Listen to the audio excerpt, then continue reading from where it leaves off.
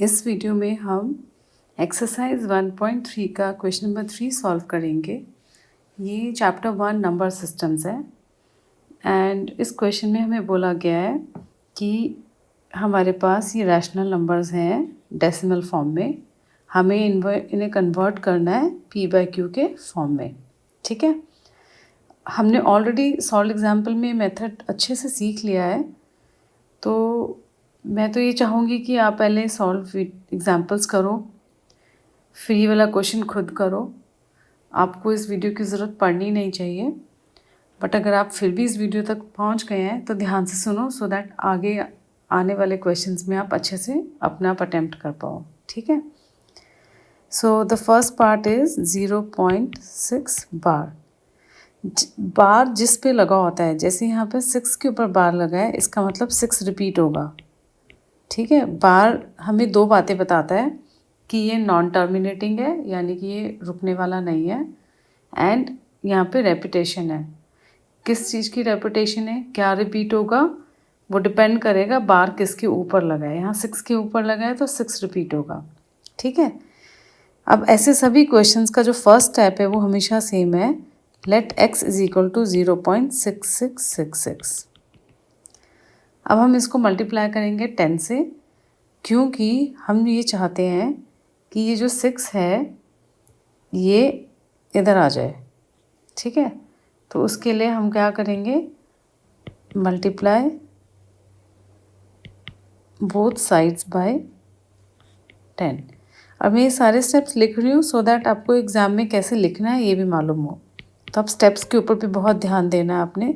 6.6666 clear. अब इसको mark कर लो 1 और इसको मार्क कर लो 2। जैसे ही आपके पास ऐसी सिचुएशन आए कि डेसिमल के बाद वाला पार्ट सेम है, आप सब्ट्रैक्शन का स्टेप परफॉर्म करोगे। तब क्या करोगे, आप कहोगे सब्ट्रैक्ट 1 फ्रॉम 2। आपके पास आ गया 10x is equal to 6.6666 and नीचे आया x इज इक्वल टू 0.6666। ठीक है, माइनस, अब आप देखो डेसिमल के बाद जो है वो बिल्कुल सेम है। ये इससे क्या बेनिफिट हुआ, यहाँ पे 0 आ गया।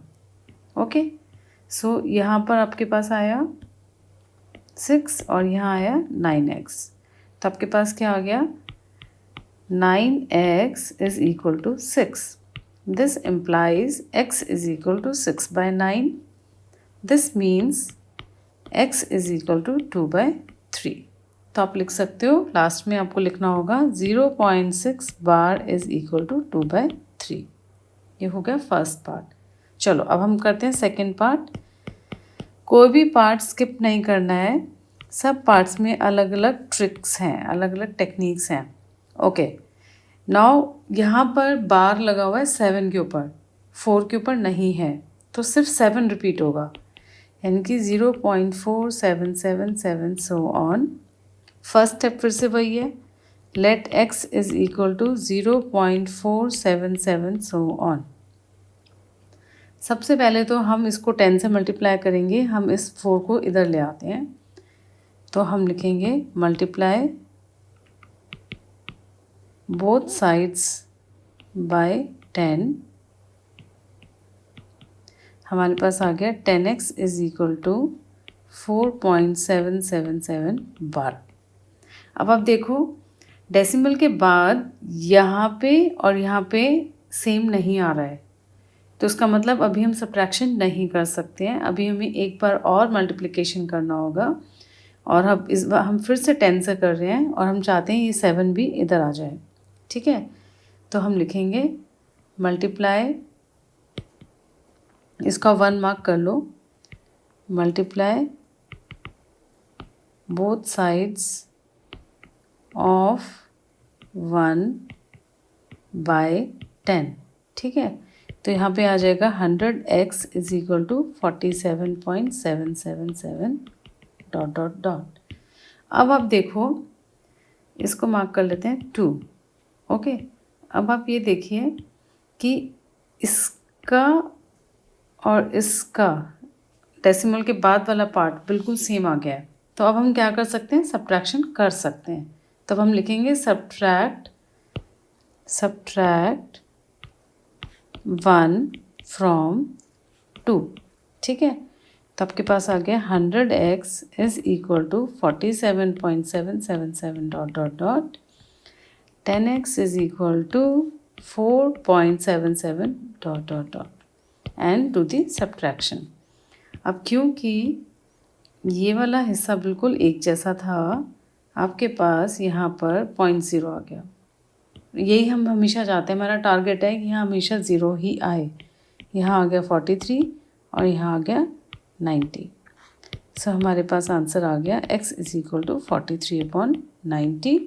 तो इसको आप लास्ट में लिख सकते हो, final step 0.47 bar is equal to 43/90। ये इसका आंसर है, ठीक है। चलो अब हम करते हैं थर्ड पार्ट। थर्ड पार्ट है 0.001 बार। सो आप लिखोगे यहाँ पर जो बार है, अब आप देखो यहाँ पे बार कहाँ आ रहा है, यहाँ पे जो बार आ रहा है तीनों पर आ रहा है, 0, 0 एंड 1। तो इसका मतलब क्या हुआ कि 0, 0, 1 तीनों रिपीट होंगे, 0.001, 001, 001 ऐसे हो जाएगा। ओके, सो फर्स्ट स्टेप फिर से वही है, let x is equal to 0.001, 001, 001 and so on. अब आप क्या करोगे, अब आप इस बार इस चाहते हो जिस पे भी बार आता है, यानी कि ये तीनों के तीनों डिजिट्स इधर आ जाएं। तो इसके लिए हमें इसको क्या करना होगा, मल्टीप्लाई बोथ साइड्स बाय 1000, ठीक है। सो मल्टीप्लाई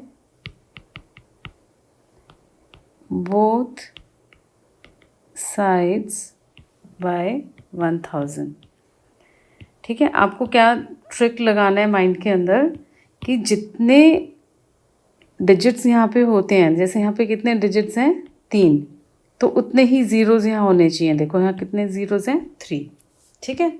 इससे आपको हमेशा याद रहेगा, कंफ्यूज नहीं हो गया। तो अब हमारे पास आ गया 1000x is equal to 001.001, 001 and so on. इसको हम रीराइट कर लेते हैं क्योंकि हम यहाँ पर इन 2 ज़ीरोज़ को अब स्किप कर सकते हैं, ठीक है। तो ये हमारा एक्चुअली में हो गया 1.001, 001 एंड सो ऑन। अब आप देखो कि आपके पास डेसिमल के बाद जो यहाँ आ रहा है और डेसिमल के बाद यहाँ पे जो मिल रहा है वो दोनों सेम आ गए। इसका मतलब आप सब्ट्रैक्शन कर सकते हैं, ठीक है। तब हम कहेंगे सब्ट्रैक्ट, इसको मार्क कर लेते हैं 1 and 2, 1 and 2, ठीक है। Subtract 1 from 2। जब भी हम 1 फ्रॉम 2 लिखते हैं तो जो बाद में लिखा गया है, जैसे 2 यहाँ बाद में है तो 2 जो बाद में लिखा है वो पहले लिखते हैं, यहाँ पे वो ऊपर आएगा, ठीक है। 1 पहले लिखा है, ये पहले लिखा है, इसको नीचे लिखेंगे। ये आप अपना रूल याद ही कर लो, आपको हमेशा क्लैरिटी रहेगी फिर, ठीक है। ऑर्डर फिक्स होता है इसका, यानी कि ये 2 पहले आया है तो 2 बाद में आया है, इसको पहले लिखा जाएगा। ओके, माइनस किया। अब हमने देखा कि ये वाला पोर्शन हमारा बिल्कुल सेम है, तो हर क्वेश्चन की तरह यहाँ पे 0 आएगा और 0 आना ही चाहिए क्योंकि वही हमारा एम था, हमने किया ही उसके हिसाब से है। यहाँ 1 आ गया और 1000 माइनस x क्या हो गया 999। सो हमारे पास क्या आ गया result, 999x is equal to 1। So this implies x is equal to 1/999। So आप लास्ट में लिखोगे 0.001 बार इज इक्वल टू 1/999। समझ आया? अगर आपको कोई भी डाउट रह गया है, कोई पॉइंट है जो समझ नहीं आया, कोई स्टेप है जो क्लियर नहीं हुआ, तो आप अपने कमेंट सेक्शन में लिखो और पूछो। ओके।